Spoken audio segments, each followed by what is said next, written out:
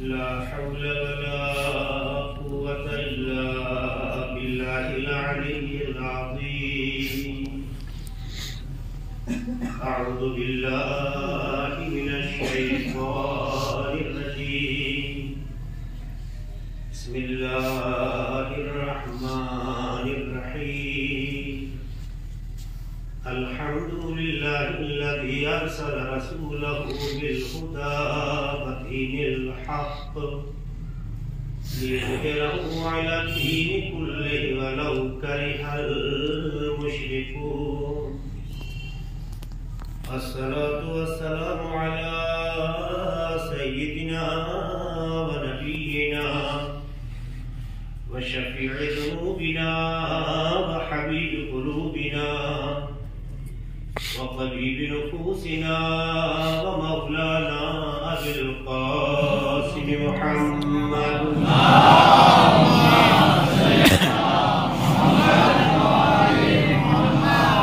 وعلى أهل بيت الطيبين الطاهرين المعصومين المظلومين الذين أذهب الله عنهم الرجس وطهرهم تطهيرا.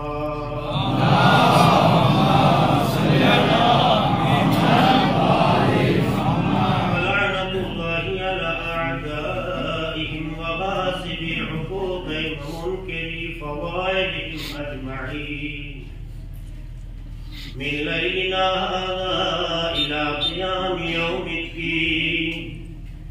أما بعد فقد قال رسول الله صلى الله عليه وآله وسلم: فاطمة بضعة مني من آذاها فقد آذاني ومن آذاني فقد آذى الله ومن آذى الله فقد كفر.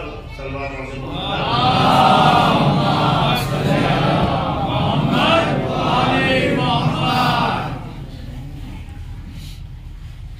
جیسا کہ آپ بتانا چاہتے ہیں کہ یہ مجلس کائنات کی ماں جناب فاطمہ زہرا سلام اللہ علیہا اللہم صل علی محمد حوالے سے منعقد کی گئی ہے. ہم سب کا دل و دماغ ذہن صرف یہی چاہتا ہے کہ یہ جو فرصت ملی ہے، موقع ملا ہے، اس میں جتنا ممکن ہو سکے شہزادی کی زندگی کے وہ فراز جو بشریت کے لیے ہدایت ہے ان سے مانوس بھی ہو اور اسے اپنی زندگی میں چرخا بھی دے. اہل بیت کے فضائل سے سننا کمال نہیں،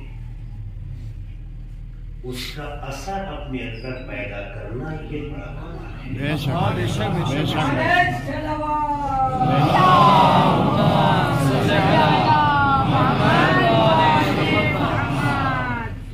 خوبیاں تو خوبیاں ہی ہوتی ہیں. اچھے کو اچھا کہہ دینا جب مکمل ہنر کہلائے گا جب وہ اثر آپ میں نظر آنے لگے. اہل بیت علیہ السلام کا تذکرہ اسی لیے ہم کرتے ہیں، ان کے فضائل کو اسی لیے آپ کے درمیان رکھتے ہیں، ان کی زندگی کے تذکرے اسی لیے کرتے ہیں کہ گفتگو صرف سننے کی حد تک محدود نہ ہو، ہماری زندگی میں انقلاب پیدا کرے. جو ہمارے خیالات کو علوی خیال بنا دے اسے فضیلت کہتے ہیں. جو ہمارے افکار کو حسینی افکار بنا دے اسے محبت کہتے ہیں.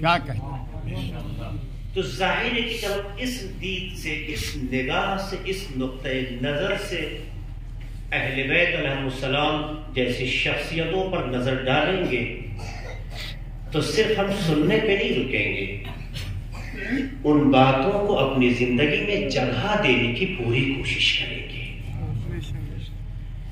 چونکہ کہتے ہیں خاندان کو جینے کا پتہ لوگوں کو جب پتہ چلتا ہے جب نسلوں سے وراثت کی بو آئے،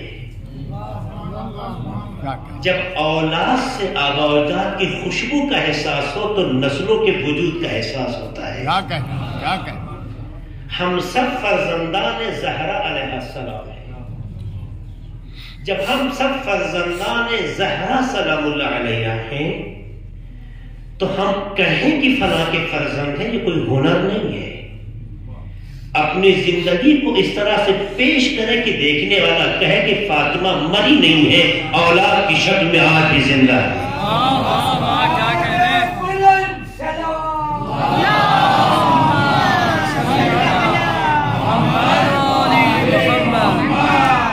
اس میں کوئی شک نہیں ہے، شہزادی کا فرزند پردے غیب میں ہے جو ماں کی آبرو ہے، ماں کی عزت ہے، ماں کی آئیڈینٹی ہے، لیکن ان کی محبت میں ہم جیسے نسلوں کو بھی جو تربیت ملی ہے اس سے پتا چلے کہ جب غلام ایسے ہیں تو شہزادی کیسی ہوگی۔ ایک سلام علی محمد علی محمد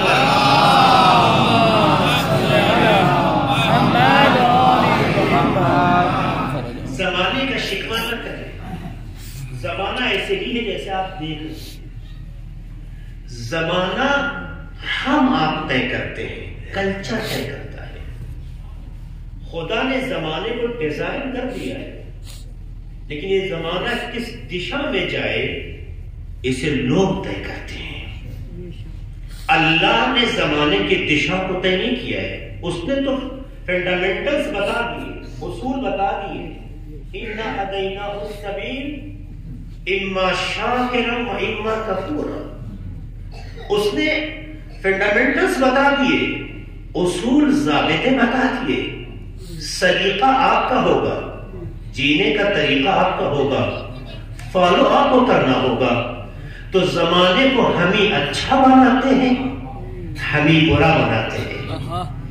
جب تک جاہلیت نے زمانے کو ڈیزائن کیا اس زمانے سے نفرت کی گئی، لیکن جب جاہلیت کو دشا دکھانے والے نے آ کے اس کے افکار کو بدل دیا تو وہی زمانہ قابل سلام بن گیا۔ یہ حقیقت ہے، اس لیے اس کا شکوہ نہ کرے۔ زمانہ بڑا خراب ہے، زمانہ اچھا خراب انسانوں کے ذریعے سے ہوتا ہے۔ ہمیں طے کرنا ہوگا کہ کس راستے کو اپنانا ہمارا کام ہے۔ اشعار کی شکل میں آ کر کسی کو غلط کہہ دینا، کسی پہ لعنت بھیج دینا، کسی کو رسوا کر دینا، کسی کو آئینہ دکھانا بڑا آسان ہے، کیونکہ بات دوسروں کی ہے نا۔ آیا اگر ہم اچھے ہیں، اگر ہم اچھے ہیں تو ایک بار پلٹ کے یہ دیکھنے کا حق بنتا ہے یا نہیں؟ کہیں ہم تو کسی کا حق نہیں کھا رہے ہیں، کہیں ہم تو کسی کا حق نہیں مار رہے ہیں، اللہ کہیں ایسا تو نہیں کسی کا حق ہماری گردن۔ ارے صاحب ہونے کا اور ان کا فرق کچھ نہیں، غصب ہے، بس شاید ہمیں اور آپ کو موقع شاید نہ ملا ہو، اور اللہ نہ کرے کہ ایسا امتحان ہمارا حق کا ہو۔ ہم تو اپنے سماج میں دیکھتے ہیں ایسے لوگ بھی ہیں جو امام بارگاہوں کو لوٹ لیتے ہیں، مسجدوں کو لوٹ لیتے ہیں۔ تو مجھے پتا چلا شیطان جن کے دلوں میں جگہ بنا چکا ہے انہیں آپ مذہب کے لیے سے نہ دیکھیے، ان کے عمل کے ذریعے سے انہیں تلاش کیجیے۔ اس لیے یہ کہنا بڑا آسان ہے کہ فلاں خراب ہے، اصل خوبی یہ نہیں ہے کہ دوسروں کو خراب کہو، اصل خوبی یہ ہے کہ خود کو ایسا بنا لو کہ تم میں کوئی کمی نہ رہ جائے۔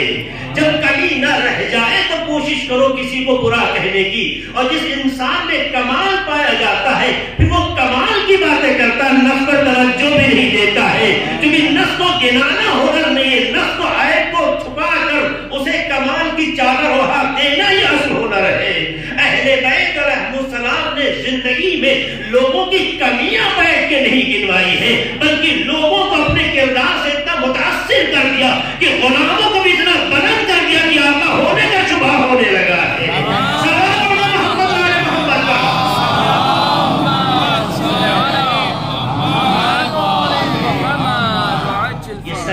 یہ ہیں آیا ہمارے درمیان اپنے سے بڑوں کی رسپیکٹ ہو رہی ہے یا نہیں؟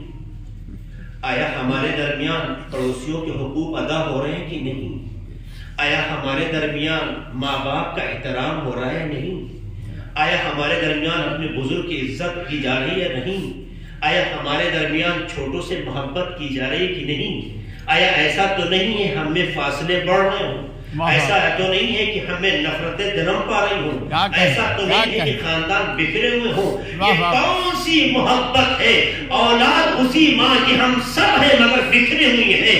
اصل ماں اس وقت تک راضی نہیں ہوتی ہے جب تک اپنی اولاد کو ایک ساتھ نہ دیکھ لے۔ تو اگر واقعی ہم فرزند زہرا ہیں تو ہماری پہلی ذمہ داری ہے کہ ہم اپنے کو ایسا بنائے کہ دنیا کتنا بکھرتی رہے مگر اولاد فاطمہ بکھرتی نظر نہ آئے۔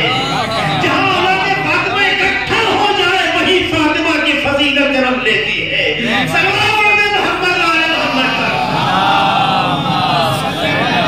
محمد وعلی محمد۔ اے سچائی ہے کہ نہیں ہے؟ 1400 برس سے تذکرہ ہو رہا ہے لیکن ہم ابو خاں بنے ہوئے جو طے کر لیا وہی کرے۔ کسی کے مزاج کے خلاف کچھ کر کے دیکھ لیجیے، چہرے سے شرافت کا نقاب فوراً اتر جائے گا۔ جی اہل بیت نے اسی لیے کہا کسی کے ظاہر پہ دھوکہ مت کھانا۔ واہ واہ، ہر کوئی شریف نظر آتا ہے تو کیا کہنا، ہر کوئی بڑا اچھا نظر آتا ہے، خالی دکھتی رگ پہ ہاتھ رکھ کے دیکھو، اس کے بعد پتہ چل جائے گا کہ اس کے اندر شرافت ہے یا شرارت ہے۔ کیا کہنا ہے، کیا کہنا۔ کسی کے ظاہر کو دیکھ کر جج کرنا یہ انسان کی نگاہوں کا دھوکہ تو ہو سکتا ہے، حقیقت نہیں ہے۔ حالات کتنے بدل جائے مگر اپنا معیار نہ بدلے تو یہ فرزند زہرا ہونے کی علامت ہے۔ واہ واہ واہ واہ، زمانہ کتنا اپنا معیار بدل دے مگر جہاں معیار نہ بدلے اسے اہل بیت کہتے ہیں، کیا کیونکہ اہل بیت کا معیار اصولی ہے، اہل بیت کا معیار آفاقی ہے، اہل بیت کا معیار الہی ہے۔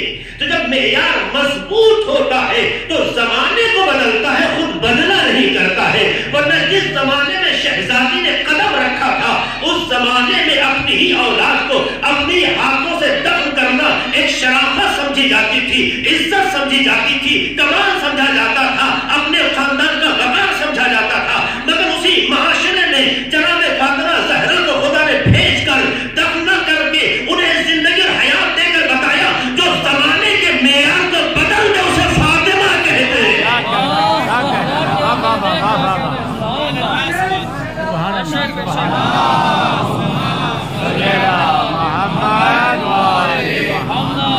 بہت سے پہلو اس کے پس منظر میں ہیں جسے بیان نہیں رکھوں گا ابھی کیونکہ ظاہر شاید میرا موضوع جو ہے اس طرف نہیں جا رہا ہے۔ میں بتانا چاہتا ہوں جس شہزادی کے لیے ہمارا رب کا دل تیار ہے، آمادہ ہے، ان کے نام پہ مرنے کو بھی، ان کے نام پہ سانس لینے کو بھی۔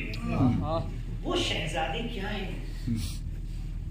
وہ شہزادی ہمارے دل کا حصہ کیسے بن گئی؟ آخر کیا وجہ دنیا میں 1400 برس سے کتنے لوگ پیدا ہوئے اور چلے گئے؟ کیوں صرف 14 ہی ہستیاں آپ کے دل کا حصہ ہیں؟ واہ واہ واہ واہ، لبے لکڑیا ہے نا، کچھ تو ہے۔ کیا بڑے خوبصورت ہے اس لیے جسارت نہ میں بات کو پہنچانے کی طرح، کیا بہت خوبصورت ہے اس لیے؟ تو ڈیزائن تو سب کو اللہ نے کیا ہے، ڈیزائن تو سب کو اللہ نے کیا ہے۔ اہل بیت کیا بظاہر بہت خوبصورت تھے اس لیے آپ کے دل میں جگہ پائے ہوئے ہیں؟ تو آپ نے دیکھا ہی تھا، خوبصورت تھے یا جو بھی صورتحال تھی آپ دیکھے ہوتے تو یہ بحث کی جاتی۔ اس کا مطلب یہ ہے کہ بحث خوبصورتی کی نہیں ہے، کیا کہ جب پروردگار نے انسان کو پیدا کیا تو کوئی انسان بدصورت نہیں ہے۔ واہ واہ واہ، بے شک بے شک بے شک بے شک۔ تنگی نظر کی اصلاح ہونی چاہیے، نظام پروردگار پہ گفتگو نہیں ہونا چاہیے۔ واہ واہ واہ واہ واہ، بدصورت تو ہم آپ کہتے ہیں جو انسان کو پیدا کر کے خود کو احسن الخالقین کہنا ہو، واہ واہ واہ واہ، اس کی نگاہ میں کوئی بدصورت نہیں ہے، اللہ اکبر، اللہ سب خوبصورت ہیں۔ میری بات کی گہرائی کی طرف جائیے گا. جب سبھی خوبصورت ہیں تو پھر یہ معاشرہ خوبصورت اور بدصورت کی کیوں تفریق کرتا ہے؟ کیوں دونوں میں فرق کرتا ہے؟ کہ آدمی کی جیسی مینٹلٹی ہوتی ہے کیا کہنا ہے کیا کہنا ویسی وہ فکر رکھتا ہے. یا اس کو اگر ضابطے کی نگاہ سے دیکھا جائے تو انسان سرچ کرے, انسان ریسرچ کرے, انسان تحقیق کرے تو اسی نتیجے پہنچے گا کہ انسان چہرے کے اعتبار سے خوبصورت یا بدصورت نہیں ہوتا ہے. یہ اس کا کردار ہے جو چہرے کو حسین بناتا ہے یا ذلیل بنایا کرتا ہے.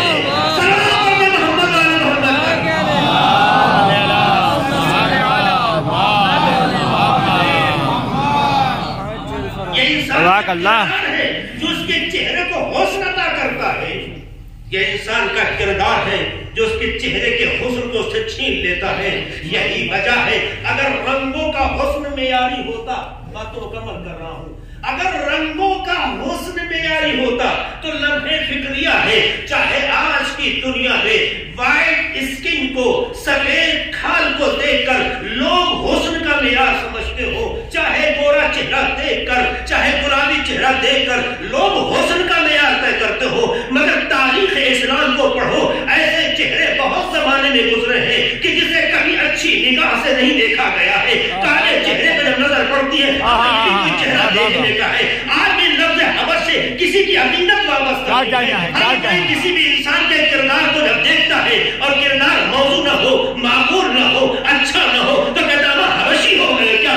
آج بھی لفظ حبشہ کا تصور ذہنوں میں اچھا نہیں ہے. حبش کے لوگ کالے ہوا کرتے تھے, کالوں کا تصور ظاہری اعتبار سے کسی زمانے میں عام ذہن نے اچھا نہیں مانا ہے, مگر دیکھا میں نے کہ جب کسی کے اندر پیغمبر کی تربیت اثر انداز ہوتی ہے اسی سے زمین سے تعلق رکھنے والا بلالی حضرت بلال بن جاتا ہے, سلام ہو جاتی ہے.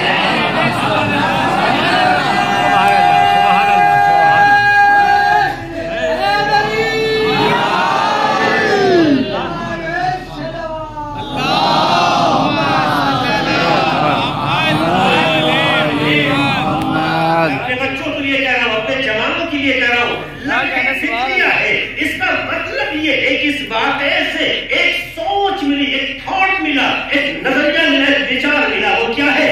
وہ یہ ہے کہ خوبصورتی یہ نہیں جو چہرے سے نظر آئے, خوبصورتی وہ ہے جو کردار طے کرتا ہے.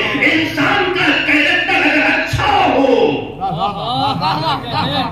انسان کا کردار اگر اچھا ہو تو کردار پتہ دیتا ہے کہ اس کا خاندان کیسا ہے, اس کے گھرانے کیسے ہیں. سلام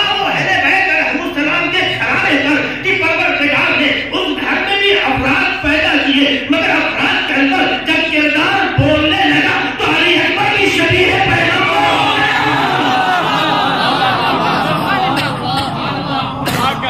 اس کا مطلب یہ ہے اگر کردار بولنے لگے تو کردار میں وہ خوبی پیدا ہو جاتی ہے کہ چہرے اگر نقاب ڈال دی جائے, پردہ ڈال دیا جائے تو عباس بھی علی نظر آنے لگتے ہیں, علی محمد نظر آنے لگتے ہیں. یہ جملہ بتاتا ہے کہ انسان کی شناخت میں انسان کے معیار کو بڑھانے والی چیز انسان کا ظاہر نہیں ہے, اس کا کردار ہے.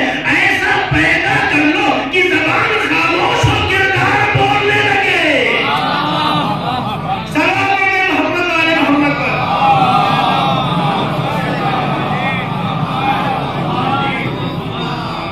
اس کی ضرورت ہے, اس کی بہت ضرورت ہے, ہر دور میں ضرورت تھی. میرے عزیزوں, میرے بھائیوں, میرے چھوٹے بچوں, ہر انسان کو اپنے عمل کا حساب دینا ہے.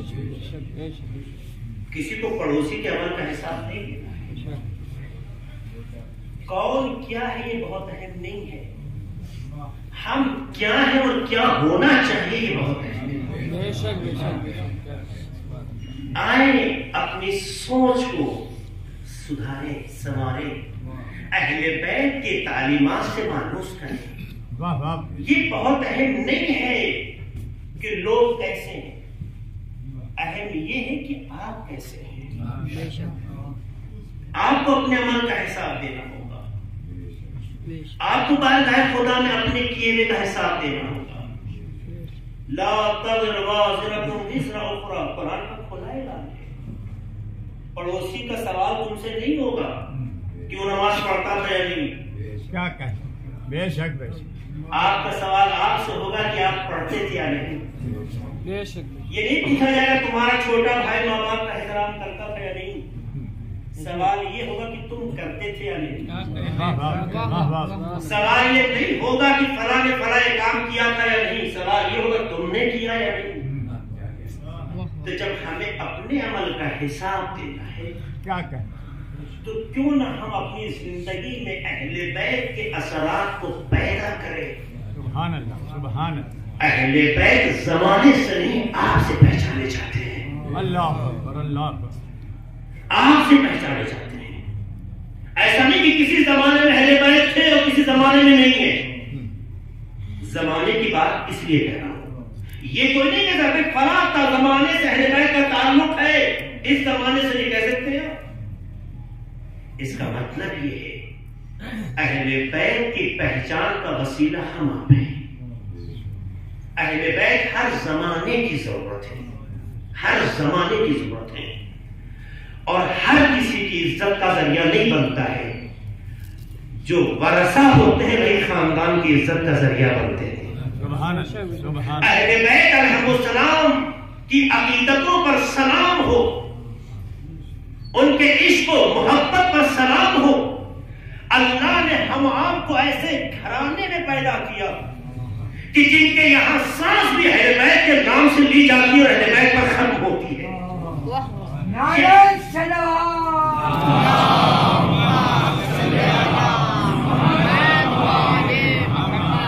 یہ مقام شکر ہے. جب کبھی آپ کے دل میں جذبہ زیادہ پیدا ہو تو آپ سچے شکر کیجیے اللہ کہ اللہ نے ہمیں اور آپ کو ایسے گھرانے میں زندگی دی کہ جہاں پر وجود اہل بیت کی محبت عقیدت میں جیتا ہے. اس طرح سے جیتا ہے کہ اللہ نے ہم جیسے خطاکاروں کو بھی وسیلہ اور راستہ بنا دیا کہ تم اہل بیت کی شناخت کا ذریعہ ہو. تمہارے ذریعے سے اہل بیت پہچانے جائیں گے. اس لیے مولا جعفر صادق علیہ السلام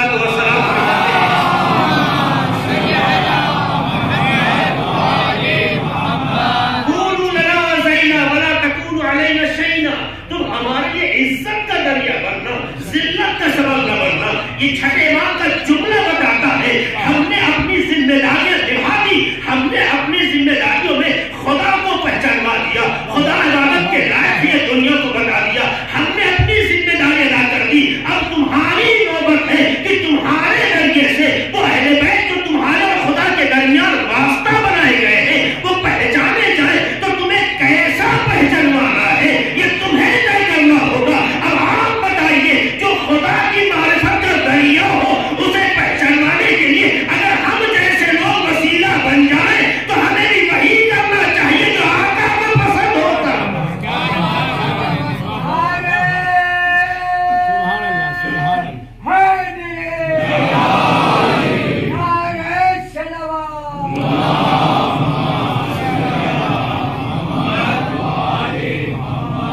لہذا کردار کو معیار بنا کر پروردگار کی حکمت نے ہم سب کو اہل بیت کا وارث بنا دیا. اس جملے کی قدر کیجئے گا، سوچئے نہ جا کے. کردار کو معیار بنا کر. اس لیے سب کی ذمہ داریاں بڑھ جاتی ہیں. عہد کریں. ایام عزائے فاطمی ہے. کائنات کی ماں فاطمہ کو واسطہ بنا کر بارگاہ خدا میں عہد کریں. اللہ. ہماری بیٹیاں ہماری ماں بہنیں جو میری آواز سن رہی ہیں وہ بھی عہد کریں کہ ہم اپنے کو ایسا بنائیں گے کہ ہمارے کردار سے خوشبو کردار فاطمی ہے. واہ واہ واہ واہ. یہ عہد کریں. اس کی ضرورت ہے. جناب فاطمہ زہرا علیہ السلام ہر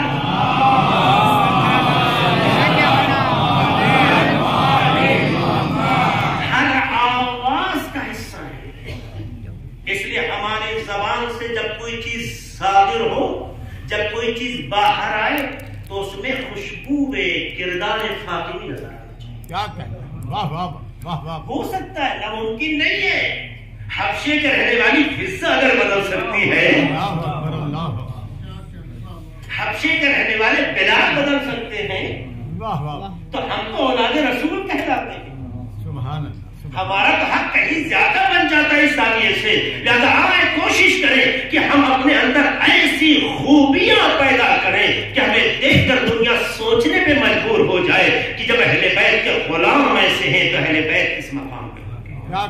سبحان اللہ. سبحان اللہ. اللهم صل على محمد وآل محمد. اسی حقیقت کو اور ذہنوں سے نزدیک کرنے کے لیے پیغمبر نے ایک عجیب آفاقی جملہ فرمایا.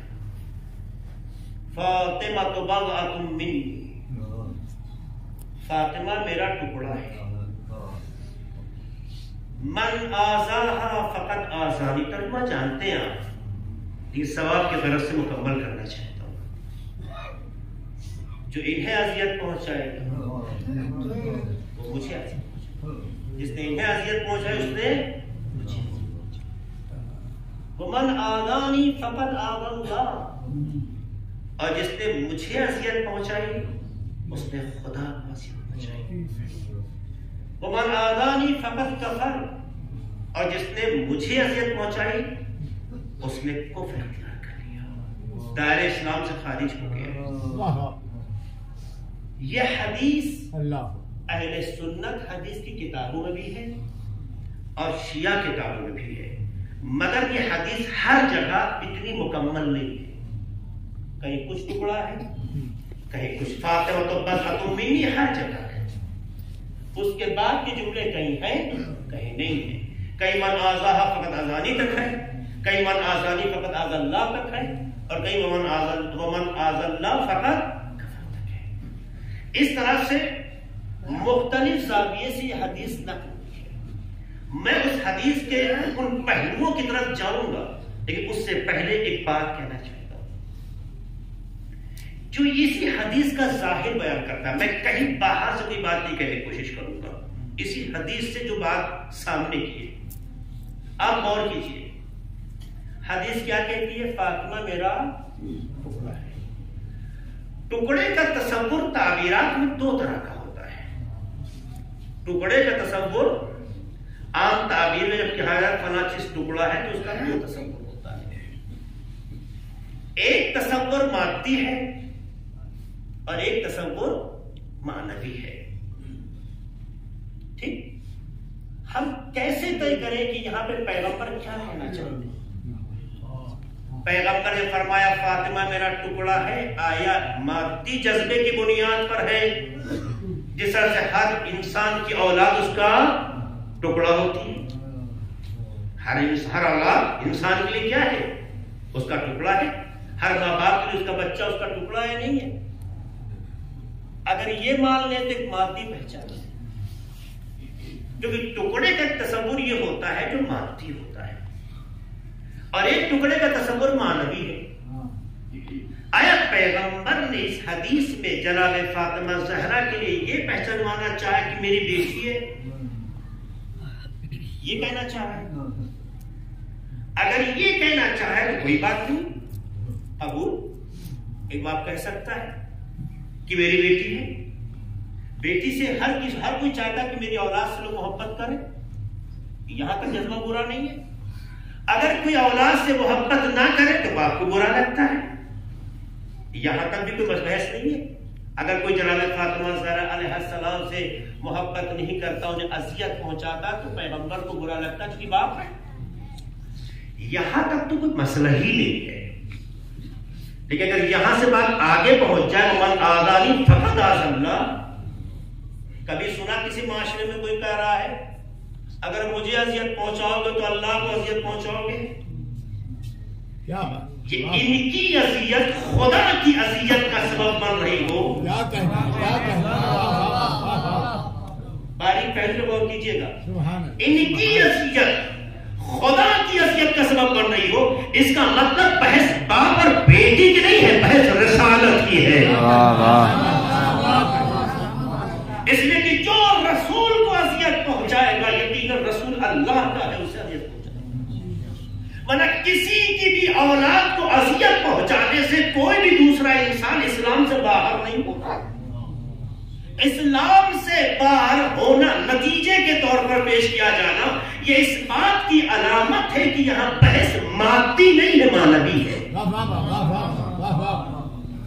ورنہ بے شک بے شک رسول کی بیٹی ٹھیک ہے، باپ ہے، بیٹی سبحان اللہ. تو ٹکڑا دیکھیے ہوتا ہے، لیکن ٹکڑے کا تصور دیکھیے کیا ہوتا ہے. ٹکڑا کا تصور کیا ہوتا ہے؟ ٹکڑا ایک ایسی حقیقت کا نام ہے جو کبھی کل سے جدا کیا جاتا ہے، کل سے جدا کیا جاتا ہے. جیسے تسبیح تیار کیا جائے، دارے نکال دیے جائے، یہ ٹکڑا ہے، جدا ہو گیا. اور کبھی یہ جز یا ٹکڑا کل کے مکمل ہونے کا ذریعہ ہوتا ہے. اور کیجیے گا دو پہلو ہے اس ٹکڑے میں. ایک ٹکڑا وہ ہے جو کل کے الگ کیا جائے، کل سے الگ کیا جائے تو کل تو ہے مگر اس کے نہ ہونے کی بنیاد پر کامل نہیں ہے. اور اگر اس ٹکڑے کو اس سے شامل کر دیا جائے تو یہ مکمل کل کہلاتا ہے. مکمل کل. مثلا ایک تسبیح ہے، ایک تسبیح ہے، جو حکم کل کا ہوگا وہی اس کے جز کا بھی ہوگا. یہ تو ماننا پڑے گا نا، کیونکہ ٹکڑا کا اعتبار کل کے اعتبار سے دیکھا جاتا ہے. جو اعتبار کل کا ہوگا، دیکھیے دو کیا اسی گفتگو نہ ہو نا، فلسفی گفتگو، میں بات کو ذہنوں سے قریب کروں گا. جب کوئی ٹکڑا کسی چیز کا ہوتا ہے تو جس کل کا وہ ٹکڑا بنتا ہے، جو حکم کل کا ہوگا وہی ٹکڑے کا. مانتے نہیں مانتے؟ چاہے زمین لے لیجئے، چاہے درخت لے لیجئے، چاہے کوئی بھی چیز لے لیجئے، کب آپ ٹکڑا کسی چیز کا اگر الگ کرتے ہیں تو جو قانون اس کل پہ ہے وہی ایک جز پر آتا ہے. آتا ہے نہیں آتا ہے؟ آتا ہے. اس کا مطلب یہ ہے کہ ٹکڑا جس چیز کا ہو وہ ٹکڑا اپنے اثرات میں اپنے کل کا تابع ہے. کیا کہنا؟ جو معیار، جو سطح، جو کمال، جو اونچائی کل کی ہے وہی اس ٹکڑے کی ہوگی. یہ اگر نہ مانا جائے تو کل کا ٹکڑا ہونے کا امتیاز کی حیثیت نہیں رکھتا ہے. اور ٹکڑے کی خاصیت یہ ہے، اگر ایک تسبیح کے درمیان سے ایک دانہ الگ کر لیا جائے تو تسبیح تو ہے پر کامل تسبیح ہے. زور سے بولیے، تسبیح ہے، کامل تسبیح ہے نہیں. اس کا مطلب یہ ہے کہ کل کے درمیان سے اگر کوئی چیز ہٹا دی جائے تو کل تو ہے مگر کامل نہیں کہلاتا جب تک اس ٹکڑے کو اس کے ساتھ جوڑ نہ دیا جائے. جب جوڑ دیا جائے گا تو اسے کامل کہتے ہیں. شاید یہی حکمت تھی کہ جب آیت تطہیر کا نزول ہو رہا تھا تو جب آسا اکٹھا ہوتے رہے تو پیغمبر نے فلما تملا جميعا، جب ہم سب کامل ہو گئے، ایک ٹکڑا مکمل ہو گیا تو زمین بھی منور ہو گئی، آسمان بھی چمکنے لگا.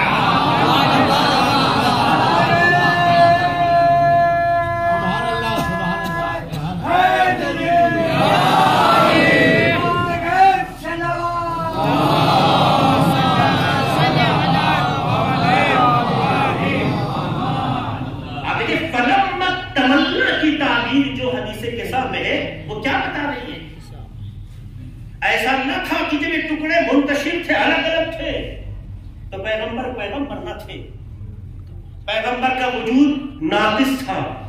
یہ کہنا غلط ہوگا، لیکن پیغمبر نے فلما تمنا جمیعاً کا جملہ یا یہ تعبیر، چاہے جناب فاطمہ زہرا اس کے راویہ ہوں، یہ تعبیر بتاتی ہے کہ پیغمبر نے بتانا چاہا ہے کہ یہ اجزاء چاہے فاطمہ کی شکل میں ہو، حسن کی شکل میں ہو، حسین کی شکل میں ہو، علی کی شکل میں ہو، جب تک الگ ہوتے ہیں ہم سے الگ نہیں ہے، لیکن جب مل جاتے ہیں تو احتمال کا وجود ہو جاتا ہے.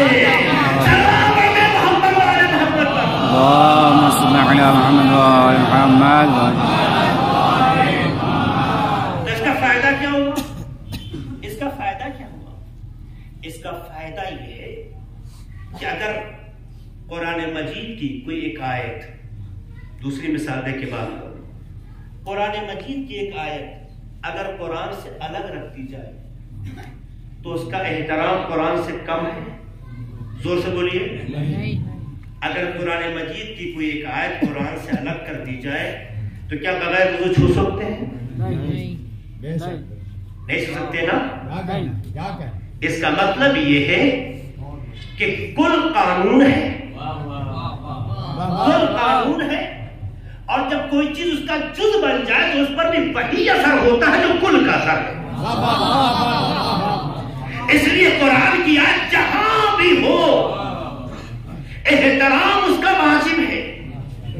حالت نجاست میں اس کا چھونا جائز نہیں ہے.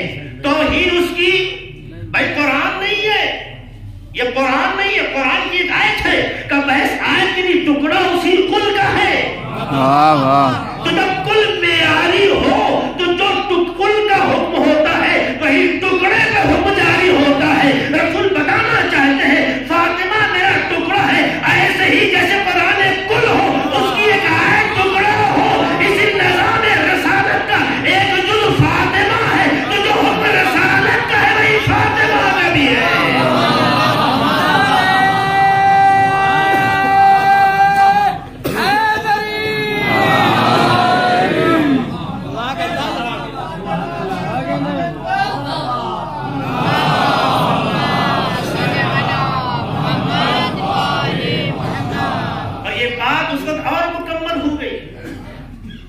یہ بات قانون کو سمجھانے کے لیے اور مکمل ہو گئی جب حدیث قدسی نے پڑھ کے سہارا دیا.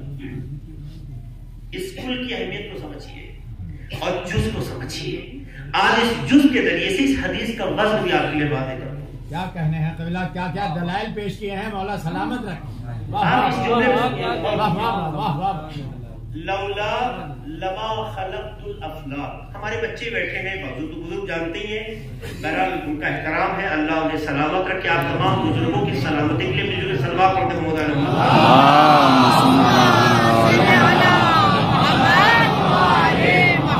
آپ سے اجازت کے ساتھ بچوں سے کچھ بات کرنا چاہتا ہوں. یہ لفظ حدیث اور حدیث قدسی کیا چیز ہے؟ بولتے ہیں نا حدیث میں آیا، حدیث میں بھی بولتے کہتے ہیں حدیث قدسی. یہ لفظ قدسی جو استعمال ہوتا ہے حدیث کی صفت بن کر، کیا مطلب ہے اس کا؟ آسان لفظوں میں، سادھارن شبدوں میں بتانا چاہتا ہوں. کوئی وہ تعبیر جو ہم لوگوں کو سکھائی جاتی ہے اس کا استعمال یہاں معقول بھی نہیں ہے. دیکھیے گفتگو کا تو انداز ہے، گفتگو کا بات کرنے کا تو سلیقہ ہے. ایک بار ہوتا ہے کہ الفاظ ہمارے مراد اس کی ہے، الفاظ ہمارے ہیں، مراد اللہ کی ہے. ایک بار ہوتا ہے کہ الفاظ بھی خدا کے ہیں، زبان میں بھی. دونوں کا فرق سمجھ میں آیا؟ دیکھیے ایک ہی دوبارہ کہتا ہوں، چلیے یہ چیز تھوڑا سا ضرور سخت ہے مگر آسان لفظوں میں کہہ رہا ہوں تو لا انشاءاللہ متوجہ ہو گئے. ایک بار گفتگو پیغمبر کرتے ہیں، الفاظ پیغمبر کے ہوتے ہیں، مراد خدا کی ہوتی ہے. ٹھیک. ایک بار الفاظ خدا کے ہوتے ہیں، زبان پیغمبر کی ہوتی ہے. پہلے والے کو حدیث کہتے ہیں، دوسرے کو حدیث قدسی کہتے ہیں.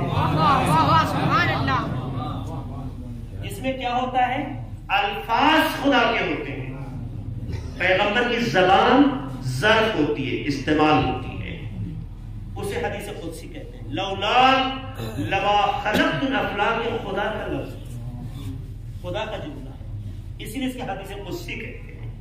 قدسی یعنی پاک، محترم، مقدس، بلند، آفاقی. لولا لما خلقت الافلاک، اے میرے حبیب اگر آپ کو پیدا کرنا نہ ہوتا تو یہ کائنات پیدا نہ کرتا. وَلَوْلَا عَلِي لَمَا خَلَقْتُكَ، اگر علی کو پیدا کرنا نہ ہوتا اللہ تو میں آپ کو پیدا نہ کرتا. آپ بات کا بات سمجھیے. میں اتنی جو آیتیں اور جو مثالیں اور جو ٹکڑا کی بات کر رہا تھا، اس حدیث کو اس تناظر میں، اس میزان میں رکھیے، آپ اس کو سچ کیجیے. اگر آپ کو پیدا کرنا نہ ہوتا تو میں کائنات پیدا نہ کرتا. اگر علی کو پیدا کرنا مقصود نہ ہوتا تو اللہ اکبر. اللہ ولولا فاطمہ لما خلقتکما. اگر فاطمہ کو پیدا کرنا مقصود کرنا ہوتا تو نہ آپ کو پیدا کرتا نہ علی کو پیدا کرتا.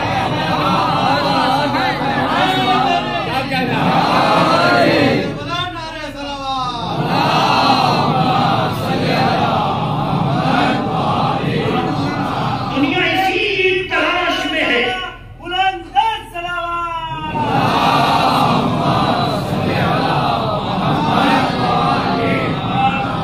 دنیا اسی تلاش میں ہے کہ یہ ثابت کرے کہ اسلام میں عورتوں کو بہت لائٹلی لیا گیا ہے، یہ بہت ہلکے میں لیا گیا ہے. عہدے مردوں کو دیا جا سکتے ہیں، عورتوں کو نہیں دیے جا سکتے. دنیا اسی مغالطے سے ایک دوسرے کو ورگلاتی ہے اور اسلام کے نظام کے خلاف ذہن بناتی ہے. لیکن جب سوچ میں طہارت پیدا ہونا تو طاہروں کی بات سمجھ میں آتی ہے. جب فکر میں پاکیزگی ہو تو اچھی بات زبان پر آتی ہے. جہاں شیطنت کا غلبہ ہو وہاں آفاقی باتیں سمجھ میں. تمہارا کہنا یہ ہے اسلام نے نہ عورت کو رسول بنایا نہ امام بنایا. اے نادان آگے دیکھو تو نہ رسول بنایا نہ امام بنایا، مگر روح رسالت و امامت کا نام فاطمہ ہے. رسالت مکمل نہیں ہوتی جب تک فاطمہ نہ ہو، امامت آفاقی نہیں بنتی جب تک فاطمہ نہ ہو.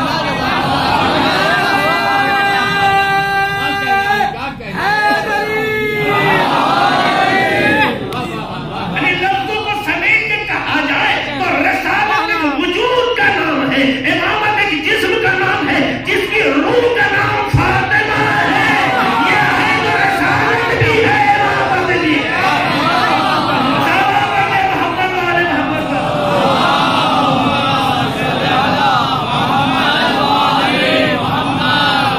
منشأ خدا حکمت پروردگار میں عورت اس مقام پہ ہو سکتی ہے کہ اسے عہدے کے اعتبار سے رسول تو نہیں بنایا گیا، امامت کے اعتبار سے امام تو نہیں بنایا گیا، لیکن نہ رسالت کو مکمل مانا اس کے بغیر، نہ امامت کو کامیاب مانا اس کے بغیر. بے شک بے شک بے شک.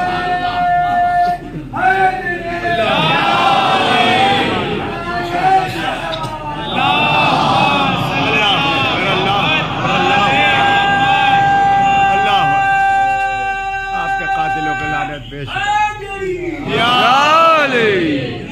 تو آپ دیکھیں ٹکڑے کی حیثیت کیا ہے. بات یہی مکمل کر دے رہا ہوں. کل انشاءاللہ آپ کے سامنے شان بیان حدیث میں آتا ہوں. ظاہر دامن وقت میں گنجائش نہیں بچی ہے، ہمارا وقت پون گھنٹے سے آگے نکل گیا ہے اور آپ کی نگاہیں بھی بہرحال آہستہ آہستہ شکایت کرنا شروع کر دیں گی. نہیں قبلہ، بیان ایسا ہے کہ آپ کتنا بھی پڑھیں تو تمام مومنین و مومنات کی صحت و سلامتی کے لیے دل کے سلوات پڑھ دیں. محمد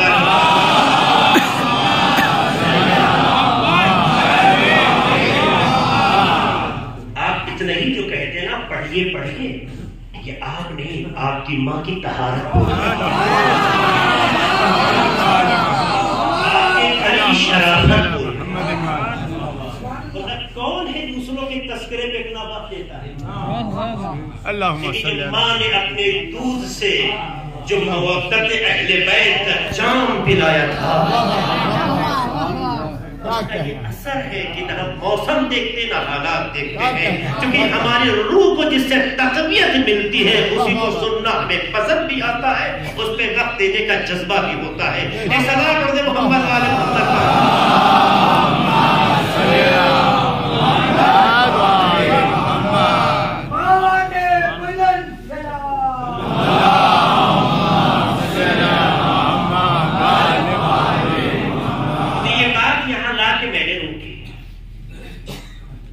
کہ یہ وہ ٹکڑا ہے کہ جس کا تعلق اس حدیث کے نقطۂ نظر سے مادے کے اظہار کی بنیاد پر نہیں ہے کہ میری بیٹی ہے یہ بتانے کی.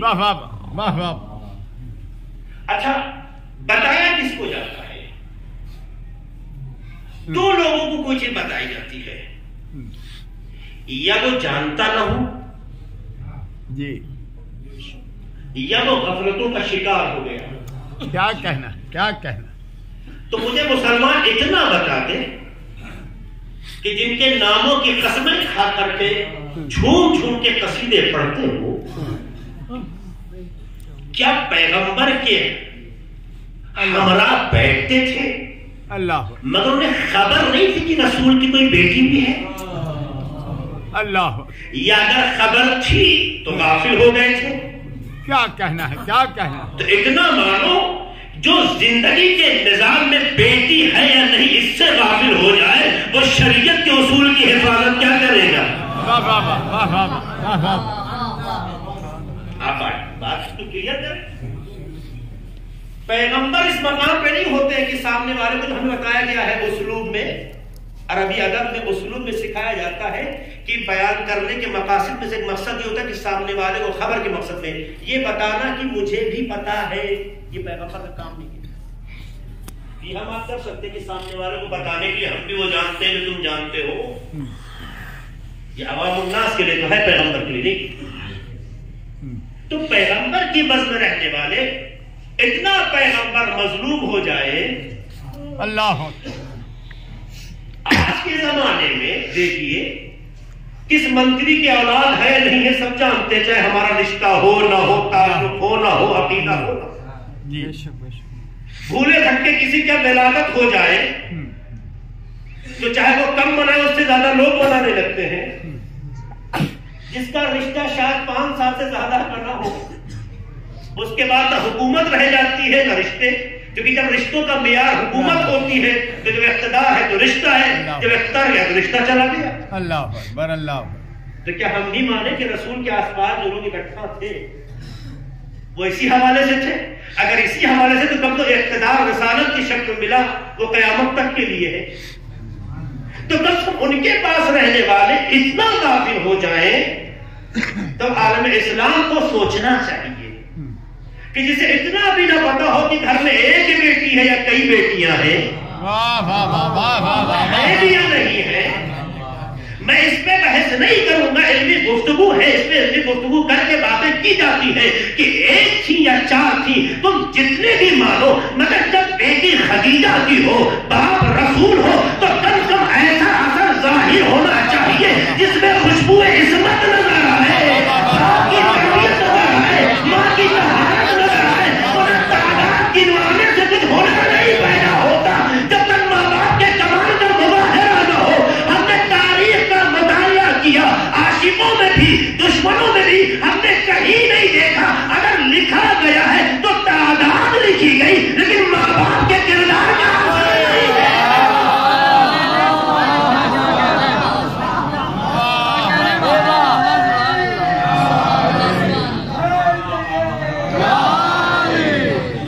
ٹھیک ہے، تاریخ کا موضوع ہے، 3 بیٹی ہو 4 بیٹی ہو، یہ بحث نہیں ہے.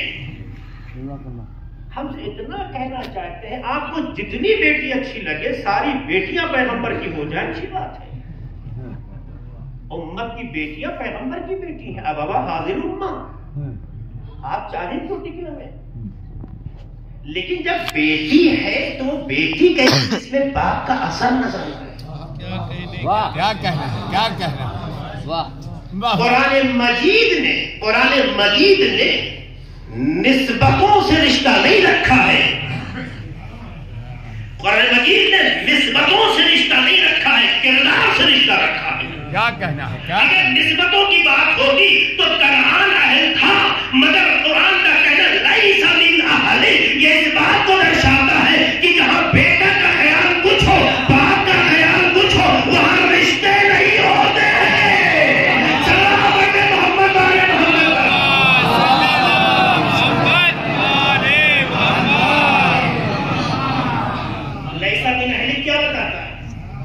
یہی تو کہہ رہا ہے نا. اور کون کہتا بیٹا نہیں تھا؟ چچا ہو یا ماں کو آزر جناب ابراہیم کے لیے یہ قیمتی نہیں ہے.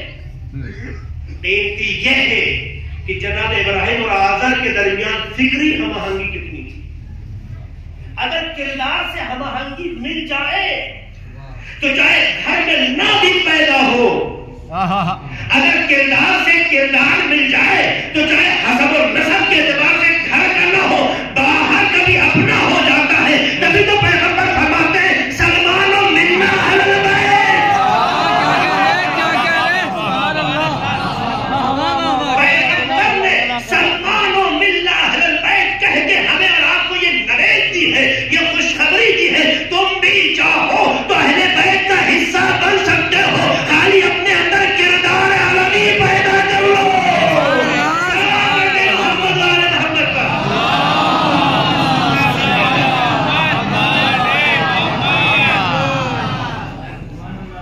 تو رشتے حسب و نسب سے نہیں قائم ہوتے ہیں اسلام. رشتوں کی بقا اور رشتوں کی حقیقت کردار سے کردار کا ملنا ہے. یہی وجہ ہے پیغمبر کی زندگی کے آخری لمحات میں بھی ایک ہی بیٹی کا واقعہ ملتا ہے. بے شک بے شک. کسی نے شوق میں بھی کہیں سے کوئی واقعہ ابھی تک تو نہیں کہا ہے. میں جان بوجھ کے بول رہا ہوں. جب جسارت بڑھ جاتی ہے نا تو زبان بکنے لگتی ہے، قلم بکنے لگتا ہے. واہ واہ بے شک. ہو سکتا ہے کل کچھ بن جائے. اب تک کی کتابیں گونگی ہیں، کسی کتاب میں کسی کا واقعہ نہیں ہے. ورنہ اگر کسی بھی لڑکی کا باپ بیماری کے عالم میں ہو تو ساری بیٹیاں کھینچ کے پہنچ جاتی ہیں. بے شک بے شک.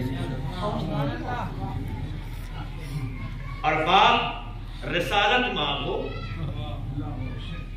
زمین اور آسمان کے درمیان اکلوتی حجت الہی ہو، اس میں یاد.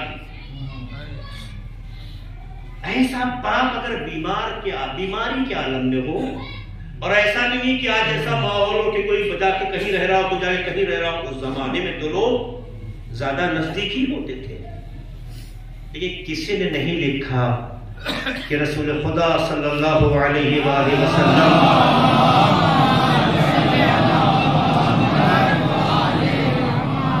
جب زندگی کے آخری لمحات میں تھے اور آپ پر بیماری کا عارضہ تھا تو آپ کے سرانے صرف ایک بیٹی کا تذکرہ ملتا ہے جسے فاطمہ کہتے ہیں.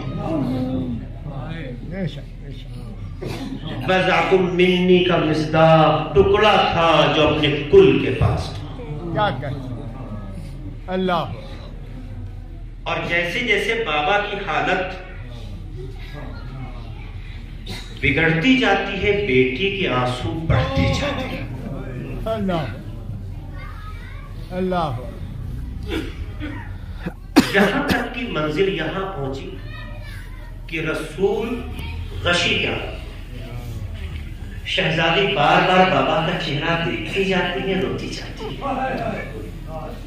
اللہ. کہتے ہیں نا بیٹیاں باپ سے بہت مانوس ہوتی ہیں. جن کے گھروں میں بیٹیاں ہیں اس کو اس کا تجربہ کر سکتے. اللہ. بیٹیاں نفسیاتی اور فطری اعتبار سے باپ سے زیادہ مانوس ہوتی ہیں. اور جو ٹکڑا ہی ہو اس کا انس کیسا ہوگا. دیکھتی جاتی ہے، روتی جاتی ہے. جب الباب ہوتا ہے یہ بابا کے پاس بیٹھی ہوتی ہے. پھر جب الباب ہوتا ہے بابا کے پاس بیٹھی ہوتی ہے. اللہ. جب تیسری بار کا الباب ہوتا ہے تو شہزادے کے گریے میں شدت پیدا ہوتی ہے. اللہ. اور لگتا ہے کہ اب تک شہزادی احتیاط سے رو رہی تھی. اب جب آنسو کی رفتار بڑھی تو بابا کے چہرے اقدس ہو گئے. اللہ.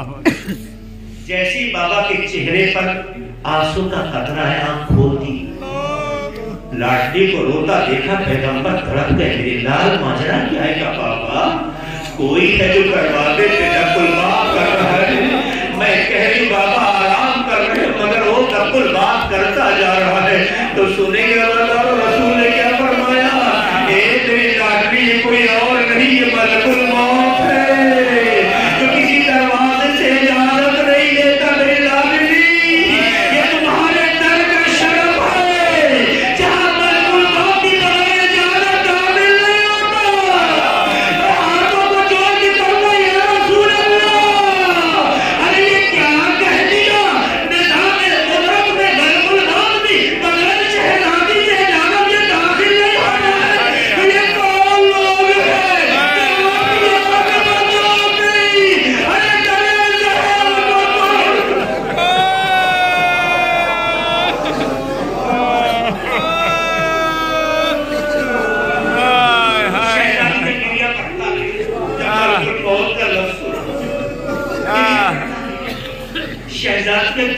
बाप के खुदा हाफिज होने का नहीं है, इस बात पे कि ये बेटी बाप के बगैर जुस टुकड़ा कुल के बगैर कैसे रहे,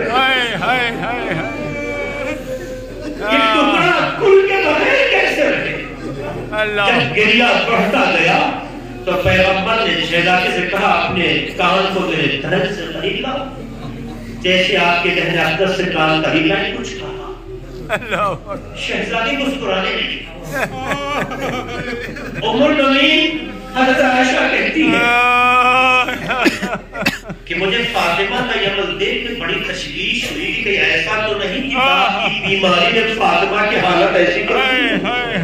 अभी तक तो रो रही थी, अब मुस्कुराने लगी। अल्लाह अकबर, अल्लाह। बाप में राज खुला कि जब बाबा की ये हालत देख के बच्ची तड़प रही थी और बाबा ने गरीब को बुला के कहा मेरे लाल हमारे पास सबसे पहले मिलेगा वो तुम होगी। तो जनाब फातिमा को यकीन हो गया कि अपने बाबा से बहुत दिनों पर दूर नहीं। मैं इंसान से एक सवाल करना चाहता हूँ, जवाब दीजिएगा, इंसान से जवाब दीजिए। अगर किसी की यहाँ पर्सनालिटी मत जाए, समाज में इज्जत रखती हो, जगह रखती हो, अहमियत रखती हो, उसका इंतकाल हो जाए तो लोग क्या करते हैं? इंसाफ से बताइएगा। लोग जुग दर जुग दौड़ के उसके दरवाजे तक आ जाते हैं।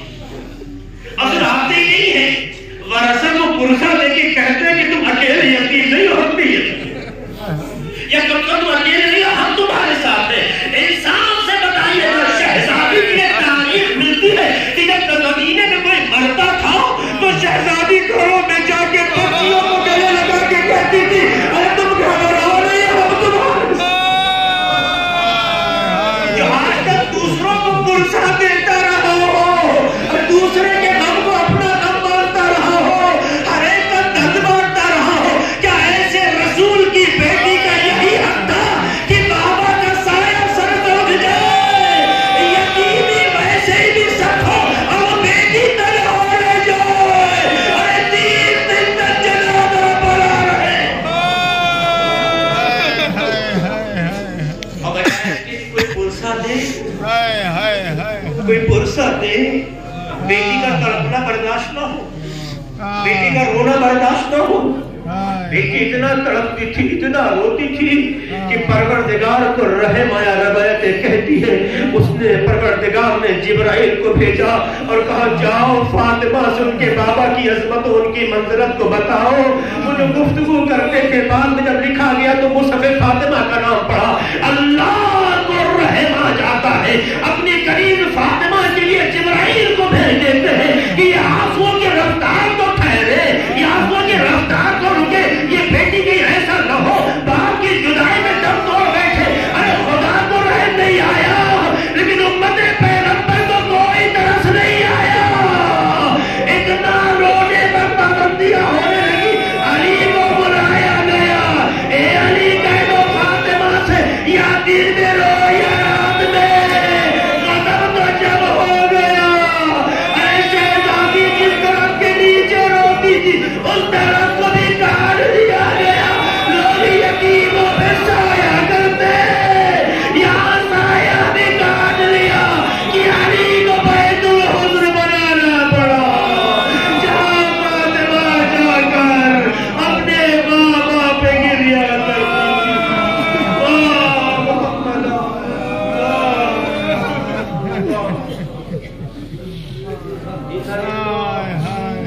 कहीं नए सराजों